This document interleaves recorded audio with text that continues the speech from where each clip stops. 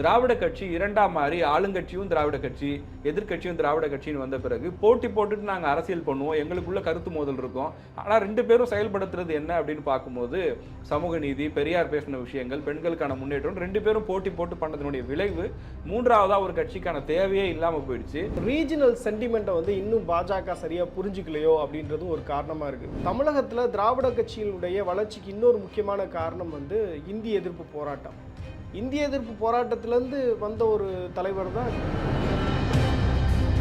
மோடியினுடைய திட்டங்கள் வந்து ஹிந்தியில் இருக்கிறது ஒரு பெரிய டிராபேக்காக தமிழக மக்கள் பொறுத்தவரையில் பார்க்குறாங்கன்னு நினைக்கிறேன். கலைஞர் டிவி வச்சிருக்கக்கூடிய எல்லார் வீட்லையும் ஏதோ ஒரு விதத்தில் அது வந்து மனசில் தாக்கத்தை ஏற்படுத்தியிருக்கும். அந்த நேரத்தில் வந்து டிவின்றது பணக்காரங்க வீட்டில் இருக்கும், இல்லை ஒரு மாத சம்பளம் வாங்கக்கூடிய ஒரு வீட்டில் இருக்கும், கூலி தொழிலாளி வீட்டில் இருந்தால் பிளாக் அண்ட் ஒயிட் டிவி இருக்கும், இல்லை பக்கத்து வீட்டில் போய் பார்த்துருப்பாங்க. அந்த வீட்டில் ஒரு டிவி வைக்கும் போது அது அவங்களுக்கு பெரிய ப்ளஸ் தான் மாறி இருக்கும். திராவிட கட்சிகளுடைய தேர்தல் கால்குலேஷன் எப்படி இருக்கும் அப்படின்னா, அந்த 3% வந்து தவிர்த்துட்டு பிற சமூகத்தினரை எப்படி நம்ம வந்து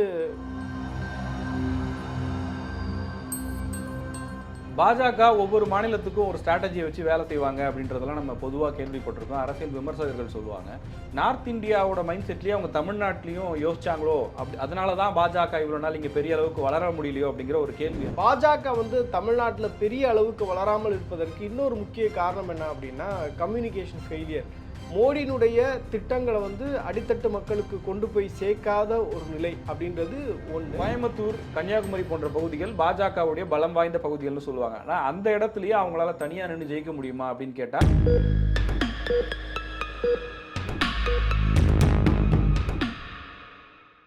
தமிழ்நாட்டு அரசியலை பொறுத்த வரைக்கும் 2001 4 இடங்களில் பாஜக ஜெயிக்கிறாங்க. கட் பண்ணி 20 வருஷம் கழிச்சு பார்க்குறோம், 2021 4 இடங்கள். அப்போ திமுக கூட்டணி, இப்போ அதிமுக கூட்டணி. இந்த 20 ஆண்டுகளில் பாஜக வளரவே இல்லையா அப்படிங்கிற ஒரு கேள்வி வருது. அதே மாதிரி தேசிய அளவில் பார்க்கும்போது பல மாநிலங்களில் ஜெயிக்கிறாங்க. தேசிய அளவில் மத்தியிலையும் அவங்க தான் ஆட்சியில் இருக்காங்க. இவ்வளவு தூரம் பெரிய கட்சியாக இருக்கிற பாஜகவால் தமிழ்நாட்டில் மட்டும் ஏன் தனித்து நின்று ஜெயிக்க முடியல, என்ன காரணம்? தமிழ்நாடை பொறுத்தவரையில் லாஸ்ட் ஒரு 50 வருடத்துக்கு மேலாகவே திராவிட கட்சிகளுடைய ஆட்சி தான் இருக்குது. இப்போ பாஜகவை பொறுத்தவரையில் தமிழ்நாட்டு மக்கள் என்ன மாதிரியான ஒப்பீனியன் வச்சுருக்கிறாங்க அப்படின்றத நம்ம ஜென்ரலாக பார்ப்போம். அதாவது இந்த லாஸ்ட் 10 இயர்ஸ் மட்டும் இல்லை, அதுக்கு முன்னாடி வரையும் என்ன மாதிரியான எண்ணங்கள் ஆர்எஸ்எஸ், பிஜேபி அப்படின்னு சொல்லும்போது இருக்குது அப்படின்றத பார்த்தோம் அப்படின்னா, ஆர்எஸ்எஸ் எப்பயுமே வந்து ஒரு பிராமணிக்கல் ஆர்கனைசேஷனாகவே பார்க்குறாங்க. பிஜேபியை பொறுத்தவரையில் அது வந்து தென்னிந்திய கட்சி கிடையாது, அது ஒரு நார்த் இந்தியன் பார்ட்டி, ஒரு அவுட் சைடர் மனநிலையோடு தான் பிஜேபின்ற கட்சியை பார்க்குறாங்க. இப்போ இன்னொரு முக்கியமான விஷயம் என்ன அப்படின்னா, இப்போ காங்கிரஸ் கட்சியிலலாம் பார்த்தோன்னா ஒரு பிரதான ஒரு தலைவர் முகம் இருந்தது. இப்போ காமராஜர்லாம் ஒரு பெரிய ஒரு தலைவராக காங்கிரஸில் அறியப்பட்டார். அவர் தமிழகத்தை சேர்ந்தவராக இருந்தார். ஸோ ஒரு பெரிய ஒரு அடையாளம் காங்கிரஸுக்கு இருந்தது. அதனுடைய விளைவு என்ன ஆகுது அப்படின்னா, நீங்கள் காங்கிரஸில் வந்து எப்பயுமே ஒரு ப்ராக்சிமிட்டி இருக்கும். இப்போ சோனியா காந்தி ஏதாவது ஒன்று பேசுனாங்க, இல்லை ராகுல் காந்தி எங்கேயாவது ஒன்று பேசுகிறாரு அப்படின்னா அதை எளிதாக வந்து தமிழ்நாட்டு மக்கள் ரிலேட் பண்ணிப்பாங்க. இதே இது பாஜக பார்த்தோன்னா அந்த மாதிரியான ஒரு ரிலேட் பண்ணிக்கக்கூடிய மனநிலையோடு இருக்க மாட்டாங்க. இப்போ மோடியோ இல்லை அமித்ஷாவோ எங்கேயாவது பேசுகிறாங்க அப்படின்னா அது பெரிய கவனத்தை வந்து தமிழக மக்கள் மத்தியில் ஏற்படுத்தினதா இதுவரையும் நம்ம பார்த்ததில்லை. இப்போ ராகுல் காந்தியெல்லாம் இப்போ இந்த பாரத் ஜோடோ யாத்திரையில் எங்கேயாவது ஒரு இடத்துல பேசியிருப்பார், ஸ்டூடெண்ட்ஸ் மத்தியில் பேசியிருப்பார், இல்லை பாராளுமன்றத்தில் ஏதாவது ஒன்று பேசியிருப்பார். அது எல்லாமே இங்கே தமிழ்நாட்டில் வைரலாகக்கூடிய ஒரு சூழல் இருக்கும். இதுக்கான காரணம் என்னென்னா, காங்கிரஸை பொறுத்தவரையில் ஒரு நேஷ்னல் பார்ட்டியாக தமிழக மக்கள் அக்செப்ட் பண்ணிக்கிட்டாங்க. அதே சமயத்தில் அவங்களால ரிலேட் பண்ண முடியுது. வேறஸ் பிஜேபியை பொறுத்தவரையில் அது வந்து ஒரு மதம் சார்ந்த ஒரு கட்சின்ற ஒரு தோற்றம் வந்து இங்கே எஸ்டாப்ளிஷ் ஆகிருக்கு. அதை மாற்ற வேண்டிய ஒரு கடமை வந்து பாஜகவுக்கு இப்போ இருக்குது அப்படின்றத நம்ம பார்க்குறோம். அது மட்டும் இல்லாமல் தமிழ்நாட்டில் 55 ஆண்டுகளுக்கு மேலே திராவிட கட்சிகளோட ஆட்சி இருக்குது. இங்கே இருக்கிற அரசியலே எப்படி இருக்குது அப்படின்னா, ஆரியர்கள் திராவிடர்கள் அப்படின்னு பார்க்குறாங்க. திராவிட கட்சிகள் தொடர்ந்து எதை முன்னிறுத்துறாங்க அப்படின்னா, ஆரியர்கள் அல்லது பிராமணர்கள் வந்து தொடர்ந்து பிற்படுத்தப்பட்ட ஒடுக்கப்பட்ட மக்களை கடுமையாக அவங்க எல்லாரையும் வந்து காலி பண்ணிட்டு இவங்க மட்டுமே வளர்ந்துக்கிட்டு இருக்காங்க. பல 100 ஆண்டுகளுக்கு முன்னாடி வர்ணாசிரம அடிப்படையில் இந்த ஜாதி இந்த வேலையை செய்யணும், இல்லை இவங்க இதை தான் பண்ணணும் அப்படின்னு ஒடுக்குமுறையில் இருந்தாங்க. அதன் பிறகு வந்து இப்போ நம்ம சுதந்திரத்துக்கு பிறகு இந்தியாவில் பல வாய்ப்புகள் உருவானாலும் அது ஜாதி ரீதியாக ஒரு குறிப்பிட்ட சமுதாயத்துக்கே போயிட்டுருக்கு அப்படிங்கிற விமர்சனங்களை இவங்க தொடர்ந்து கட்டமைச்சிக்கிட்டே இருக்காங்க. அதனால் அந்த பிராமண எதிர்ப்பு, யாரெல்லாம் வந்து முற்போக்கு சாதிகளாக இருக்காங்களோ அவங்க வந்து அதிகமான வாய்ப்புகள் எடுத்துக்கிறாங்க, கல்வியிலையும் வேலை வாய்ப்புலையும் உங்களுக்கு எதுவுமே கிடைக்கல அப்படிங்கிற ஒரு அரசியலை திரும்ப திரும்ப பேசுகிறதன் மூலமாக இங்க இருக்கக்கூடிய பெரும்பான்மை மக்கள் தமிழ்நாட்டில் எடுத்துக்கிட்டோம் அப்படின்னா ஒடுக்கப்பட்ட பிற்படுத்தப்பட்ட மிகவும் பிற்படுத்தப்பட்டவர்கள் தான் அதிகமாக இருக்காங்க. அவங்களுக்கான ஒரு அரசியலை தான் திராவிட கட்சிகள் முன்வைக்குது. திமுக, அதிமுக அவங்க கொண்டு வந்த திட்டங்களாக இருக்கட்டும், அந்த தலைவர்கள் பேசின பேச்சாக இருக்கட்டும், இது எல்லாமே இதை மையப்படுத்தியே இருந்ததுனால பொதுவாகவே இங்கே வந்து அந்த ஒரு ஆரியர்கள் மீதான ஒரு வெறுப்பு இருக்கிறது. அந்த வெறுப்பினுடைய வெளிப்பாடு தான் பாஜக என்ன முயற்சி பண்ணாலும், தேசிய அளவில் அந்த கட்சி வளர்ந்தாலும் தமிழ்நாட்டில் இன்னும் வளர முடியாமல் திராவிட கட்சிகளை நம்பியே இருக்க வேண்டிய ஒரு நிலைமை இருக்குது அப்படிங்கிற ஒரு பார்வையும் முன்வைக்கும். இன்னொரு காரணமும் கூட அதில் இருக்குது. இப்போ வந்து பெரியாரினுடைய சீர்திருத்த கருத்துக்கள் இருக்குது பார்த்தீங்களா, அது வந்து மிகப்பெரிய அளவில் திராவிட கட்சிகள் இன்ஃப்ளூயன்ஸ் பண்ணியிருக்காங்க தமிழக மக்கள் மத்தியில் அப்படின்றத பார்க்குறோம். குறிப்பாக வந்து சுயமரியாதை, சமூக நீதி, பெண் கல்வி, பெண்களுக்கான சம உரிமை, இந்த மாதிரியான அந்த ஒரு கொள்கைகள் எல்லாமே வந்து ஒரு பெரிய பேஸாக வந்து திராவிட கட்சிகளுக்கு இருந்தது. அதனால தான் இன்றைக்கும் கூட இப்போ ஒரு பெரியாருடைய மறைவுன்றது 1973 இருந்தது இல்லையா. 50 வருடங்கள் கழித்தும் கூட இன்றைக்கி பெரியாருடைய பேரை உச்சரித்தால், இல்லை பெரியாருடைய பேரை வந்து ஒரு திட்டத்துக்கு வச்சா வந்து அதில் ஒரு இம்பேக்ட் இருக்குது, அதுக்கு ஒரு வேல்யூ இருக்குது அப்படின்றத நம்ம பார்க்க முடியுது. எப்பெல்லாம் வந்து திமுகவுக்கு தேர்தல் அரசியலில் ஒரு சின்ன சறுக்கல் இருக்கோ அப்பெல்லாம் வந்து பெரியாருடைய பேரை வந்து பயன்படுத்தி அவங்க ஆதாயம் அடைகிறதை நம்ம பார்க்க முடியுது. அது இப்போ திமுகவுக்கு மட்டும் இல்லை, அதிமுகவும் அதை சரிசமமாக அவங்களும் வந்து எப்பப்பெல்லாம் தேவைப்படுதோ அப்போல்லாம் வந்து பெரியாருடைய பேரை பயன்படுத்திக்கிறாங்க. அந்த அளவுக்கு ஒரு ஃபவுண்டேஷனாக பெரியாருடைய கொள்கைகள் வந்து இருந்தது.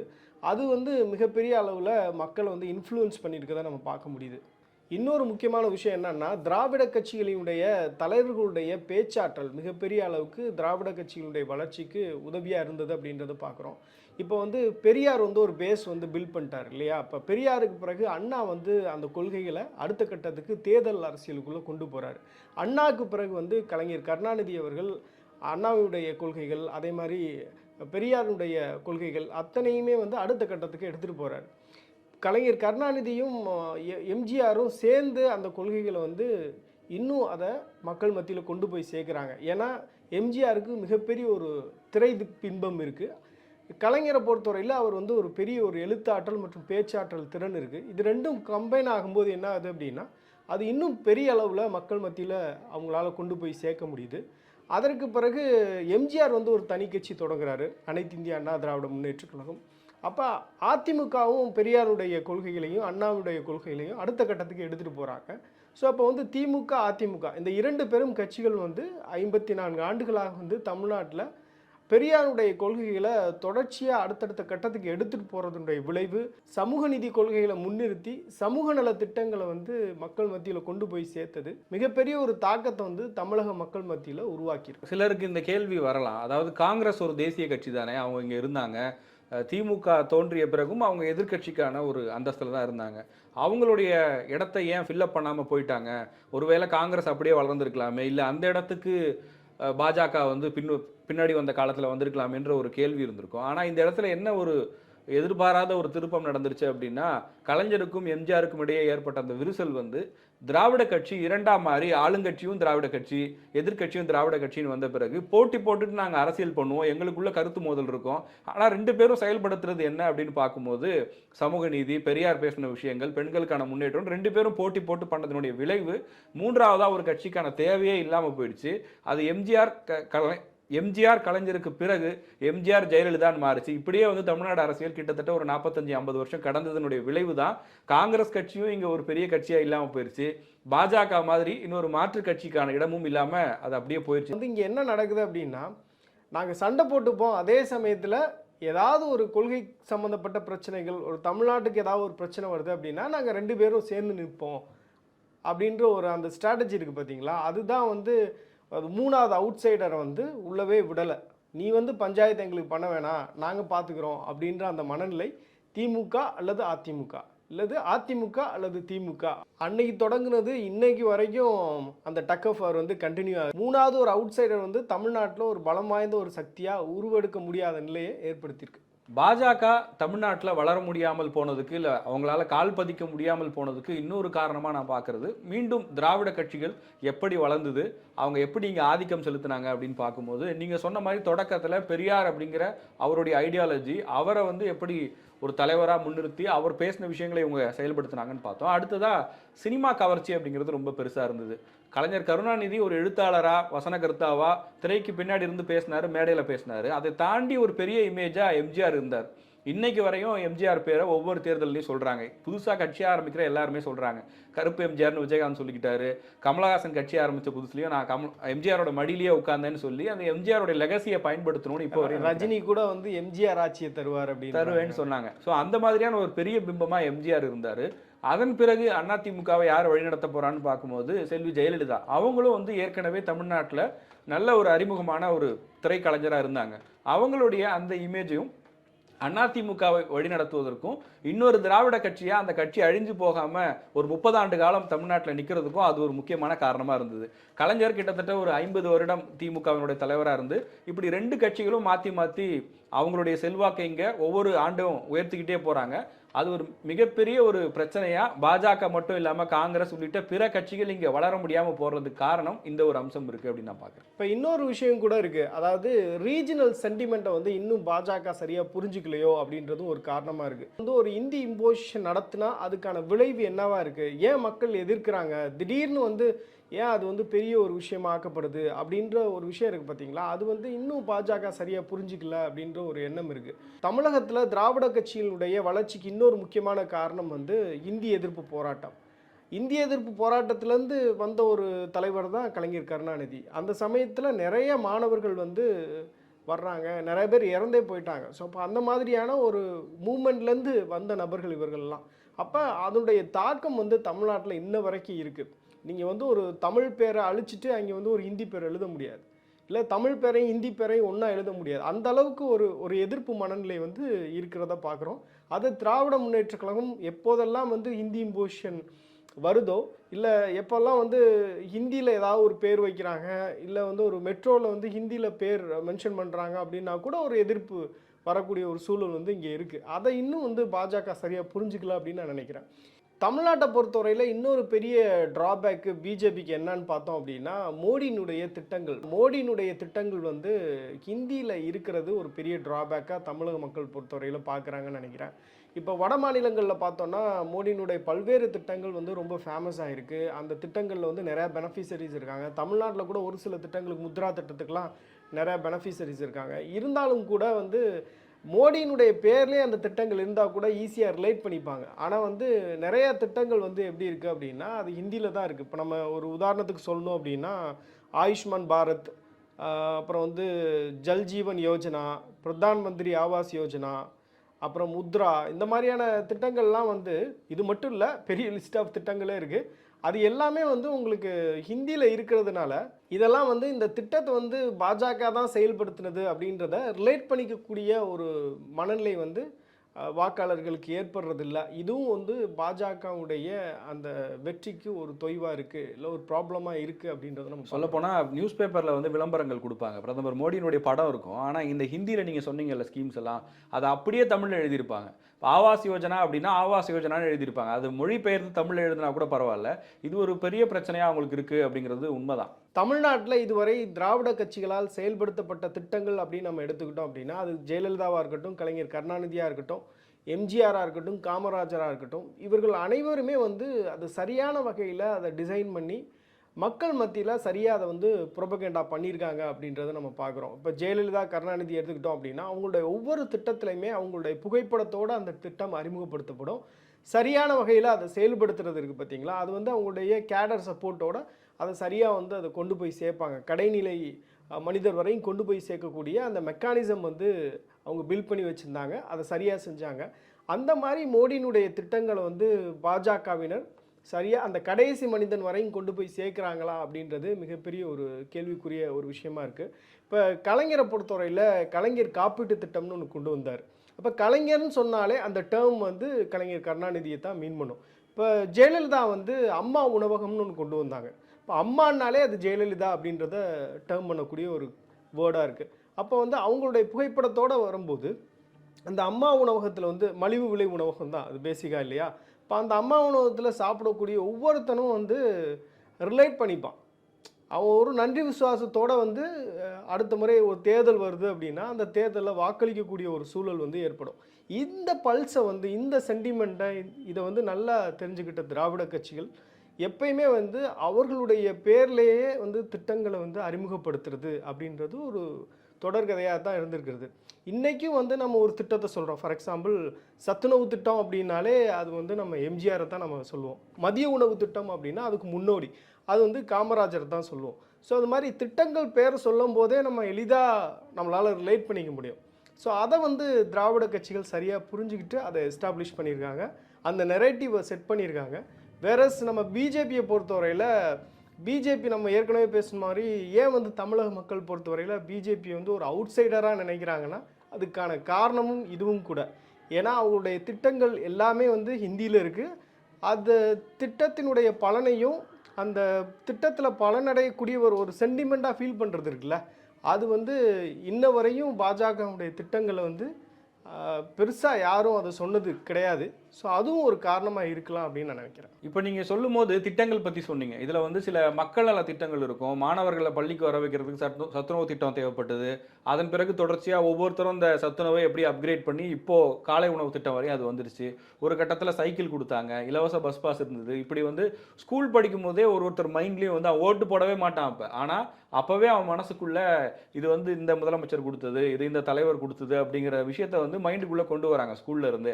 அதுக்கு அடுத்த கட்டமாக பார்க்கும்போது இந்த இலவச கலர் டிவி அப்படிங்கிற விஷயமா இருக்கட்டும், இலவச கேஸ் சிலிண்டர், இலவசமாக லேப்டாப் கொடுத்தது, இது வந்து கலைஞர் ஜெயலலிதா திமுக அதிமுக ஆட்சி காலத்தில் மாற்றி மாற்றி இலவசங்கள் கொடுத்தாங்க. இந்த இலவசங்கள் தேவையில்லாமல் பணத்தை வந்து செலவு பண்ணுறாங்க அப்படின்ற விஷயங்கள்லாம் சொன்னாங்க.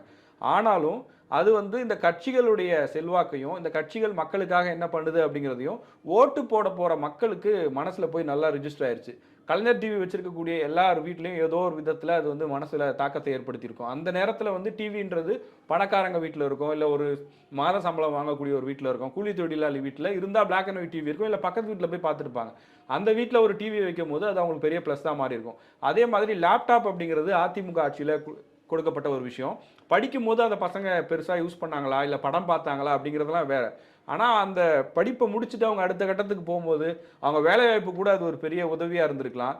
ஏதோ ஒரு விதத்தில் ஒரு பெரிய இடங்கள்ல இல்லை ஒரு பணக்காரங்க வீட்டில் இருந்த கம்ப்யூட்டரை ஒரு சாதாரண மக்கள் வீட்லேயும் கொண்டு வந்து சேர்க்கும் போது இவங்க பண்ணாங்க.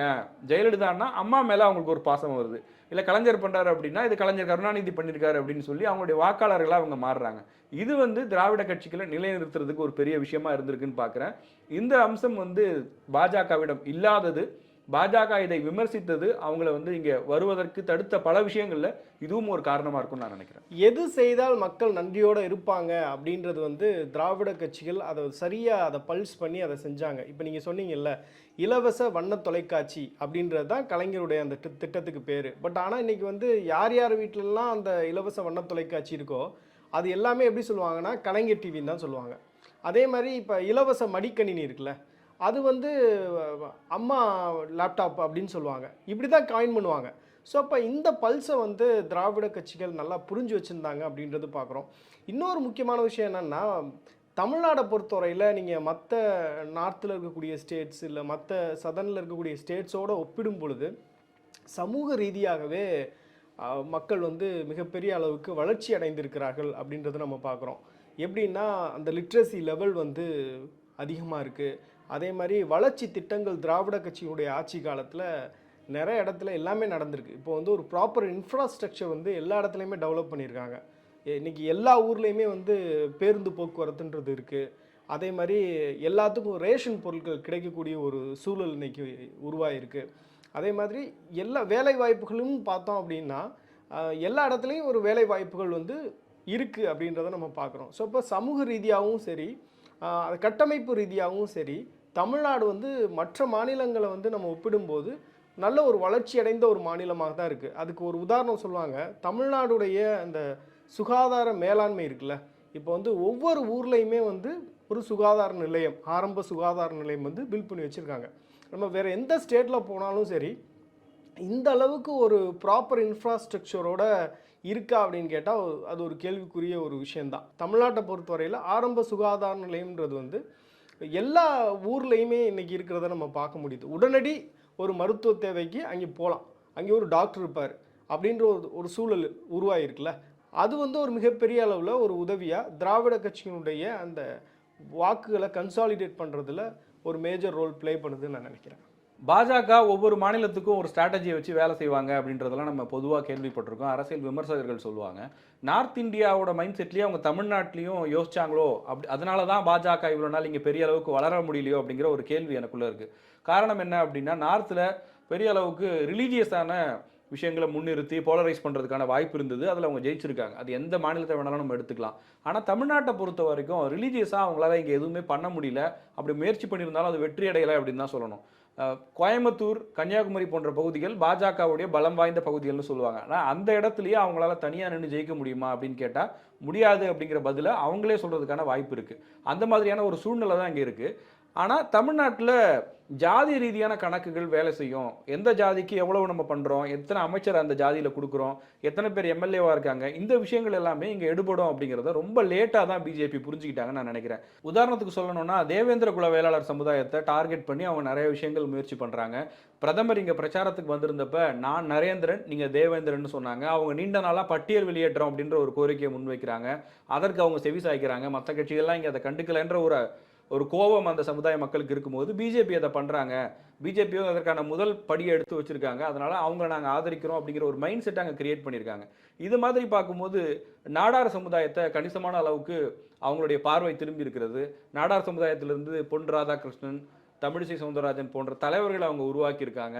அதன் மூலமாக இந்த சமுதாயத்துக்கு திராவிட கட்சிகளை விட நாங்கள் நிறைய முக்கியத்துவத்தை கொடுக்குறோம், நிறைய பேர் நாங்கள் இங்கே வளர்த்து விட முயற்சி பண்ணுறோன்ற அந்த மாதிரியான ஒரு பார்வையை அவங்க கொண்டு வராங்க. இதை எங்கேருந்து கற்றுக்கிட்டாங்க அப்படின்னு பார்த்தா, இதுவும் திராவிட கட்சிகளிலிருந்து தான் வருதுன்னு நான் பார்க்குறேன். காரணம் என்ன அப்படின்னா, இங்கே திராவிட கட்சிகள் பொதுவாகவே மெஜாரிட்டியாக எந்தெந்த சமுதாயங்கள் இருக்கோ அவங்களுக்கு என்னென்ன திட்டங்கள் வேணும், அவங்களை எத்தனை பேரை நம்ம அமைச்சரவையில் அகாமடேட் பண்ணணும் அப்படிங்கிறத ரொம்ப கிளியராக செய்வாங்க. அது ஜாதியை நாங்கள் எதிர்க்கிறோம், ஜாதி இல்லைன்னு பேசக்கூடிய கட்சிகளாக இருந்தாலும் அவங்க மாவட்ட செயலாளர் நியமிக்கிறதுலேருந்து அமைச்சர்கள் எம்எல்ஏ தேர்ந்தெடுக்கிற வரைக்கும் எல்லா அம்சங்கள்லையுமே அது இருக்கும். பிஜேபி சோஷியல் இன்ஜினியரிங் அப்படிங்கிற பேரில் இப்போ அதை செய்ய தொடங்கியிருக்கிறாங்க. அதற்கான பலன்கள் கிடைக்குமா இல்லையா அப்படிங்கிறது வரும் நாட்களில் தான் தெரிய வரும்னு நான் நினைக்கிறேன். திராவிட கட்சிகளுடைய தேர்தல் கால்குலேஷன் எப்படி இருக்கும் அப்படின்னா, அந்த 3% தவிர்த்துட்டு பிற சமூகத்தினரை எப்படி நம்ம கொண்டு வர்றது, அவங்களுடைய வாக்குகளை எப்படி கன்சாலிடேட் பண்ணுறது அப்படின்றதுல தான் அவங்களுடைய ஒட்டுமொத்த ஸ்ட்ராட்டஜியும் இதுவரை இருந்திருக்கு. இதனுடைய விளைவு என்ன ஆச்சு அப்படின்னா, அந்த 3% திராவிட கட்சிகளுடைய அந்த ஆட்சியை எப்பயுமே விரும்பினதில்லை. அவங்களுக்கு திராவிட கட்சிகள் மீது ஒரு வெறுப்பு இருக்குது அப்படின்றத நம்ம பார்க்க முடியுது. பாஜகவை பொறுத்தவரையில் அந்த 3%-த்தினரை எப்படி நம்ம சாட்டிஸ்ஃபை பண்ணுறது, அவங்க இந்த மாதிரி ஒரு பிரச்சனையில் இருக்காங்களே, அவங்க கூட நம்ம நிற்கணும் அப்படின்றது தான் அவங்களுடைய ஸ்ட்ராட்டஜியாக இன்ன வரையுமே இருந்திருக்கு. அந்த 3%-த்தினரை டிபெண்ட் பண்ணியே அவங்களும் தேர்தல் அரசியலில் ஈடுபட்டிருக்காங்க அப்படின்றது பார்க்குறோம். அதனுடைய விளைவு என்னாச்சு அப்படின்னா, பிற சமூகத்தினுடைய வாக்குகளை அவங்களால வாங்க முடியலை. பாஜக ஏன் தமிழகத்தில் ஜெயிக்க முடியலை அப்படின்றதுக்கான ஒரு காரணமாக கூட இருக்கலாம். இப்போ நீங்கள் சொன்ன அந்த கேல்குலேஷன்ஸில் ரொம்ப முக்கியமானது, அதை அரசியலாக எப்படி இவங்க லீகலாக எப்படி பண்ணுறாங்க அப்படின்னு பார்க்கும்போது, இடஒதுக்கீடு அப்படிங்கிறது இன்றைக்கி இங்கே தமிழ்நாட்டில் பல ஒடுக்கப்பட்ட, பிற்படுத்தப்பட்ட, மிகவும் பிற்படுத்தப்பட்ட மக்கள் மேலே வர்றதுக்கு முக்கியமான காரணமாக இருந்திருக்கு. அந்த அடிப்படையில் பார்க்கும்போது அவங்க எல்லா கட்சிகளுமே அரசியல்னு வந்துட்டாலே ஏதோ ஒரு விஷயத்தை எதிர்த்து தான் நிறைய பேர் ஆதரிக்க வேண்டியிருக்கும். எனக்கு 2-3% ஓட்டு போனாலும் பரவாயில்ல, இங்கே ஒரு 80% மக்கள் எனக்கு வாக்களிக்கிறாங்களா அப்படிங்கிற அந்த ஒரு மைண்ட் செட்டை தான் அரசியல் கட்சிகள் வேலை செய்கிறாங்க. அதில் இடஒதுக்கீடு அப்படிங்கிறது ரொம்ப ரொம்ப ரொம்ப முக்கியமாக இருந்திருக்கு. காரணம், இங்கே பெருமளவு வாக்களிக்கக்கூடிய மக்களாக இருக்கிற ஓபிசி பிரிவினராக இருக்கட்டும், எம்பிசி, பிசி, எஸ்சி, எஸ்டி இந்த பிரிவினருக்கான இடஒதுக்கீடை பாதுகாத்ததுலையும் அவங்களுக்கான புது புது விஷயங்களை கொண்டு வந்ததுலையும் திராவிட கட்சிகளுக்கு முக்கியமான பங்கு இருக்குது. 69% இடஒதுக்கீடை 9th ஷெடியூலில் கொண்டு வந்ததன் மூலமாக ஜெயலலிதாவுக்கு மிகப்பெரிய ஒரு செல்வாக்கு கிடைச்சிது. அதே போல் 90களில் எம்பிசி அப்படிங்கிற ஒரு தனி பிரிவை கொண்டு வந்து கலைஞர் இடஒதுக்கீடுக்காக நானும் ஒரு முக்கியமான ரோலை ப்ளே பண்ணுறேன் அப்படிங்கிறத அவர் எஸ்டாப்ளிஷ் பண்ணுறாரு. அதே போல் அருந்ததியினர், இஸ்லாமியர்களுக்கான உள்ஒதுக்கீடு இதையெல்லாம் கொண்டு வந்து 2 கட்சிகளும் மாறி மாறி ஆட்சிக்கு வரும்போது இதை பண்ணிக்கிட்டே இருக்காங்க. அதனுடைய நீட்சி அப்படின்னு பார்க்கும்போது அரசு பள்ளிகள்லையும் அந்த இடஒதுக்கீடை எடப்பாடி பழனிசாமி கொண்டு வரார். இப்படி ஒவ்வொரு ஆட்சி காலத்திலையும் இடஒதுக்கீடுக்கான முக்கியத்துவத்தை கொடுத்து பெரும்பான்மையாக இருக்கக்கூடிய எல்லா மக்களுடைய ஆதரவையும் பெறணும் அப்படிங்கிறதுல இந்த கட்சிகள் முனைப்போடு இருக்காங்க. ஏன் பாஜகவுக்கு இந்த இடத்துல ஒரு ஸ்கோப் இல்லை? பாஜக சென்ட்ரல் கவர்மெண்ட்டில் நிறைய விஷயங்களை கொண்டு வந்திருக்காங்களேன்னு சில வாதங்களை முன்வைக்கலாம். ஆனால் அவங்க 90களின் தொடக்கத்துல இந்த ஓபிசி பிரிவினருக்கான இந்த இடஒதுக்கீடு விஷயங்களுக்கு அவங்க எந்த மாதிரியான எதிர்வினை ஆற்றினாங்க அப்படிங்கிறத இங்க பெரிய அளவுக்கு பிரச்சாரமா அரசியல் கட்சிகள் செஞ்சிருக்காங்க. அதோட நிறுத்தாம இப்ப சமீபத்துல கொண்டு வந்த பொருளாதார அடிப்படையில் முன்னேறிய வகுப்பினருக்கான இடஒதுக்கீடு அப்படிங்கிறது தமிழ்நாட்டில் ஏற்றுக்கொள்ளப்படாத ஒன்றா இருக்கு. இந்த மாதிரி விஷயங்கள் தமிழ்நாட்டு மக்களிடமிருந்து பாஜகவை இன்னும் அந்நியப்படுத்திக்கிட்டே இருக்கு. இடஒதுக்கீடுக்கு தொடர்ந்து குரல் கொடுப்பதன் மூலமாக சமூக நீதி அப்படிங்கிற இந்த ஃபேக்டர்ல திராவிட கட்சிகள் தமிழக மக்களுக்கு ரொம்ப இணக்கமா அவங்க நம்ம கட்சி நமக்காக வேலை செய்யறவங்க அப்படிங்கிற ஒரு எண்ணத்தை ஏற்படுத்திக்கிட்டே இருக்காங்க. பிஜேபிக்கு இது ஒரு மிகப்பெரிய பின்னடைவாக தான் இருக்கு. இடஒதுக்கீடை பொறுத்தவரையில் இடஒதுக்கீட்டினால் பயன்பெற்ற எத்தனையோ நபர்கள் நம்ம சொல்ல முடியும். இப்போ லாஸ்ட் இந்த திராவிட கட்சியுடைய 54 ஆண்டு கால ஆட்சியை நம்ம எடுத்துக்கிட்டோம் அப்படின்னா, இன்னைக்கு ஒரே குடும்பத்திலேருந்து எத்தனையோ பேர் வந்து அரசு உத்தியோகங்களில் இருக்கிறாங்க, எத்தனையோ பேர் வந்து மேல்நிலைக்கு சென்றிருக்கிறாங்க. இதுக்கான காரணம் வந்து இடஒதுக்கீடு அப்படின்றது ஒரு முக்கியமான ஒரு அஸ்பிரேஷனாக இருக்குது அப்படின்றத பார்க்குறோம். பாஜக வந்து தமிழ்நாட்டில் பெரிய அளவுக்கு வளராமல் இருப்பதற்கு இன்னொரு முக்கிய காரணம் என்ன அப்படின்னா கம்யூனிகேஷன் ஃபெயிலியர். மோடியினுடைய திட்டங்களை வந்து அடித்தட்டு மக்களுக்கு கொண்டு போய் சேர்க்காத ஒரு நிலை அப்படின்றது ஒன்று. ஏன்னா வந்து திட்டங்கள் நிறையா இருக்குது. அந்த திட்டங்கள் வந்து எதுக்கான திட்டங்கள், அந்த திட்டங்களுக்கு எப்படி நம்ம வந்து விண்ணப்பிக்கணும், அதனுடைய பயன்களை வந்து சரியாக கொண்டு போய் சேர்க்காம இருக்கிறது ஒரு பிரச்சனையாக இருக்குது. ரெண்டாவது வந்து இப்போ பிரதமர் நரேந்திர மோடி இல்லை அமித்ஷா இல்லை பாஜகவில் இருக்கக்கூடிய தேசிய தலைவர்கள் வந்து இங்கே தமிழ்நாட்டில் ஒரு பொதுக்கூட்டங்களில் கலந்துக்கிறாங்க, இல்லை வந்து இங்கே ஒரு மிகப்பெரிய உரையாற்றுறாங்க. அவங்க என்ன பேசுகிறாங்க அப்படின்றது வந்து சரிவர மக்களுக்கு போய் சேர மாட்டேங்குது. என்னதான் ஒரு டிரான்ஸ்லேட்டர் வச்சுருந்தாலும் கூட அது வந்து மக்களுடைய உணர்வுகளுக்கு நெருக்கமாக உங்களுடைய பேச்சுன்றது வந்து இல்லை அப்படின்றது அதுக்கு ஒரு காரணமாக இருக்கலாம்னு நினைக்கிறேன். முன்னாடியெல்லாம் பிரதமர் நரேந்திர மோடி, அமித்ஷா அவங்கெல்லாம் தமிழ்நாட்டுக்கு வர்றாங்க அப்படின்னா ஹிந்தியில் தான் பேசுவாங்க. ஒரு டிரான்ஸ்லேட்டர் இருப்பார், அவர் வந்து தமிழில் வந்து அதை மொழி மாற்றம் பண்ணி பேசுவார். ஸோ இப்போ அது எதுவுமே வந்து ஒரு பெரிய ஒரு ஈர்ப்பை வந்து ஏற்படுத்தலை. தமிழகத்தை பொறுத்தவரையில் திராவிட கட்சியுடைய வளர்ச்சிக்கு மிகப்பெரிய ஒரு சக்தியாக இருந்தது பேச்சாற்றல் தான். அண்ணாவில் தொடங்கி அடுத்து கலைஞர் கருணாநிதி, எம்ஜிஆர், ஜெயலலிதா அப்படின்னு நம்ம சொல்லிக்கிட்டே இருக்கலாம். எல்லாத்துக்குமே வந்து ஒரு ஒரு கவர்ச்சி இருந்தது. அவங்க வந்து ஒரு கூட்டத்தின் முன்பு பேசுகிறாங்க அப்படின்னா அவங்க பேசக்கூடிய ஒவ்வொரு வார்த்தைகளையும் கவனத்தோடு கேட்கக்கூடிய ஒரு சூழல் இருந்தது. இப்போ அவங்களுடைய பேச்சாற்றலோட மக்கள் வந்து சாதாரண மக்கள் இவங்கள ஒப்பிடுறாங்க. அப்போ ஒப்பிட்டு பார்க்கும்போது இவர் பேசுகிறதே எனக்கு இன்னும் புரியலையே, என்ன பேசுகிறாருன்னு தெரியல அப்படின்ற அந்த ஒரு மனநிலை வந்து மக்கள் மத்தியில் இருக்குன்னு நான் நினைக்கிறேன். ஸோ வந்து தமிழகத்தை பொறுத்தவரையில் இப்போ நம்ம காமராஜர் சொன்னோம்ல, காங்கிரஸுக்கு ஒரு காமராஜர் மாதிரி தமிழ்நாட்டில் வந்து பாஜகவுக்கு ஒரு தமிழக தலைவர் வந்து இன்னும் உருவாகலை அப்படின்ற ஒரு பிரச்சனையுமே இருக்குது. இப்போ அண்ணாமலை வந்து அது மாதிரியான ஒரு திராவிட கட்சிகளுடைய போக்கு எப்படி இருந்தது, அவங்களுடைய வளர்ச்சி தமிழ்நாட்டில் எப்படி இருந்தது அப்படின்றத தெரிஞ்சுக்கிட்டு அதுக்கேற்ற மாதிரி நம்ம வந்து பாஜக வளர்த்தெடுக்கலாம் அப்படின்னு அவர் தன்னை ப்ரொஜெக்ட் பண்ண பார்க்குறாரு. அதுக்கான முயற்சி எடுக்கிறாரு. சமூக வலைதளங்களில் அவருக்கான ஒரு ஆதரவு இருக்குது. பட் ஒரு எஸ்டாப்ளிஷ்டு ஒரு லீடராக இன்னும் வந்து பாஜகவில் யாரும் உருவாகலை. அதுக்கான ஸ்பேஸ் வந்து பாஜகவில் இருக்குது அப்படின்றத நம்ம பார்க்குறோம். தமிழ்நாட்டில் பாஜக வளரவே இல்லையா அப்படின்ற ஒரு கேள்வி வருது. எதனால் அப்படின்னா, ஒரு பக்கம் அண்ணாமலையோட ப்ரெஸ் மீட்ஸ், அண்ணாமலை இங்கே செய்யக்கூடிய அரசியல், நாங்கள் தான் பிரதான எதிர்க்கட்சி அப்படிங்கிறதெல்லாம் அவர் பேசுகிறாரு. ஆனால் இந்த பக்கம் அது நோட்டா கட்சி, அவங்க நோட்டாவை கூட தாண்ட முடியாது அப்படின்லாம் சொல்லிட்டு இருக்காங்க. இந்த கடந்த 10 வருஷம் இருக்குல்ல, அவங்க மத்தியில் எப்போ ஆட்சிக்கு வந்தாங்களோ அதுலேருந்து இப்போ வரை நம்ம பார்க்கும்போது அந்த கட்சி தமிழ்நாட்டில் வளர்ந்துருக்கா இல்லையா? பாஜக வந்து கடந்த 10 வருஷத்தில் தமிழகத்தில் வளர்ந்துருக்கா அப்படின்னு கேட்டால் நிச்சயமாக பதில் வந்து வளர்ந்துருக்கு அப்படின்றது தான். அதுக்கான காரணம் வந்து இன்றைக்கி ஆளக்கூடிய அரசுக்கு ஒவ்வொரு நாளும் வந்து ஒரு நெருக்கடி கொடுக்கக்கூடிய ஒரு சூழலை நம்ம பார்க்குறோம். அரசினுடைய ஒவ்வொரு முயற்சிக்கும் திட்டத்துக்கும் ஒரு அறிக்கை விட்டு அதற்கான விளக்கத்தை கேட்கக்கூடிய ஒரு சூழல் வந்து இன்றைக்கி பாஜகவுடைய தலைமையிலேருந்து வருது அப்படின்றது ஒரு பாராட்டக்கூடிய ஒரு விஷயம். இப்போ லாஸ்ட் 10 இயர்ஸாக நம்ம கம்பேர் பண்ணும்போது பார்த்தோம் அப்படின்னா, ஒரு 10 வருஷத்துக்கு முன்னாடி ஒரு ஹிந்துத்துவ கொள்கையோடு இருக்கக்கூடியவரை நீங்கள் ஹிந்துவா அப்படின்னு கேட்டால் அவர் பயப்படுவார், இல்லை நீங்கள் பாஜகவா அப்படின்னு கேட்டால் பயப்படுவார். இன்றைக்கி வந்து அவங்க துணிச்சலாக நான் பாஜகக்காரன் தான் அப்படின்றது சொல்கிறாங்க. இப்போ ஒரு 2-3 வருஷத்துக்கு முன்னாடி யாராவது பார்த்து சங்கின்னு சொன்னீங்கன்னா கோபம் வரும். ஆனால் இன்றைக்கி வந்து சங்கின்ற அந்த ஒரு டேர்ம் வந்து ஒரு பெருமையாக நினைக்கிறாங்க.